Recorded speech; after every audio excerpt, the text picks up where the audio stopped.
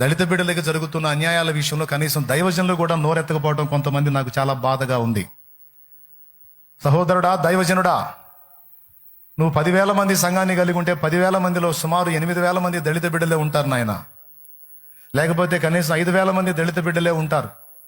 నువ్వు కారులో తిరుగుతుంటే నువ్వు తిరుగుతున్న కారు దేవుడిచ్చిన ధనంతో నువ్వు కొన్నానన్నావు, కానీ దేవుడు ఎవరిని ప్రేరేపించాడు? అందులో దళిత బిడ్డల హస్తం ఉంది, దళిత బిడ్డల రక్తం ఉంది, దళిత బిడ్డల కష్టం ఉంది. నువ్వు ముద్ద ఎత్తుతున్నావు. ఏయ్ దైవజనుడా వినో, ముద్ద ఎత్తుతున్నావు. దేవుడే పెట్టాడు, నిజమే. ఎవరిని వాడుకొని పెట్టాడు? అది ఎవరి రక్తం?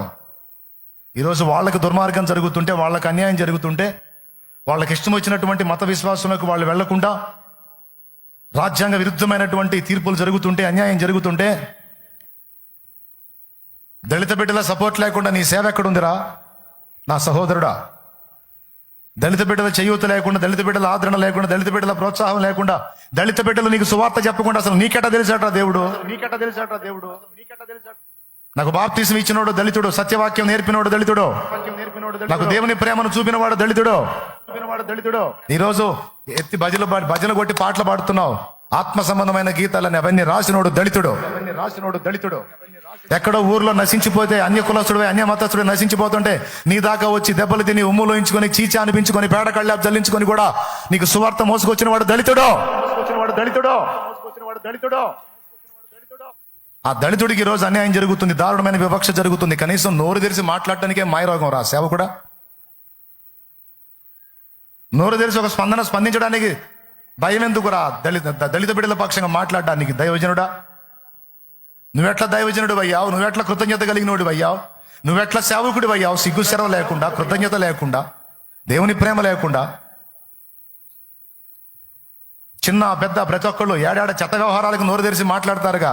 చెయ్యండి వీడియోలు, మాట్లాడండి, అడగండి, ప్రభుత్వాన్ని అడగండి, ప్రశ్నించండి, రాష్ట్ర కేంద్ర గవర్నమెంట్స్ని అడగండి. ప్రశ్నించడం తప్పు కాదే, అడగడం తప్పు కాదే, జరుగుతున్న అన్యాయాన్ని నిరసించడం తప్పు కాదే.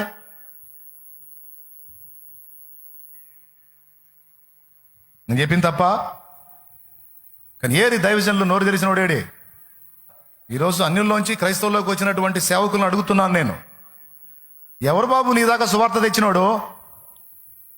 ఎవరు? యేసయ్యను నీకు మోసుకొచ్చి యేసయ్యను పరిచయం చేస్తే ఆ యేసును బట్టి రక్షణ పొందావు, ఆ యేసును బట్టి సేవకు వచ్చావు, ఆ యేసును బట్టి అభివృద్ధి చెందావు, ఆ యేసును బట్టి ఈరోజు కారులో తిరుగుతున్నావు. దీని అంతటిగా ఆ యేసుని మోసకొచ్చినోడు దళితుడు. ఈరోజు దళితుడికి అన్యాయం జరుగుతుంటే నువ్వు నాకెందుకు లేని నొప్పింపక తానొక తప్పించుకు తిరుగువాడు నేర్పరి సుమతి అని సిగ్గులేని బతుకుతున్నా. గోడ మీద పిల్లిలాగా అయితే అటు దూకుదాం, లేకపోతే ఇటు దూకుదామని, నాకెందుకులే ఊరెట్టబోతే అని మళ్ళా దొంగ నీతులు చెబుతున్నావా?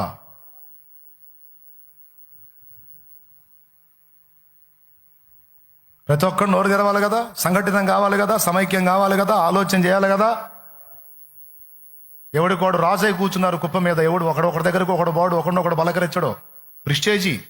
ఒక అయ్యగారి దగ్గరకు ఒక అయ్యగారు వస్తే వాడి కిరీటి వేడ కింద పడిద్దో, వీడు ఎవరి దగ్గరకు వచ్చాడు వాడికి వెళ్ళి జనం అంతా చూస్తారేమో, మళ్ళీ నా భోగం పోయిద్దేమో, నా వైభోగం పోయిద్దామని నీచమైనటువంటి ఆలోచన విధానం లేదా? ఎవడికి తెలియదు ఆంతర్యాలు. కడుపు రగిలిపోయి మాటలు మాట్లాడుతున్నా, మీకు నొప్పి పుడితే వెళ్ళిపోండి, లేదురయ్యా నీ బాధలో న్యాయం ఉందంటే కూసో.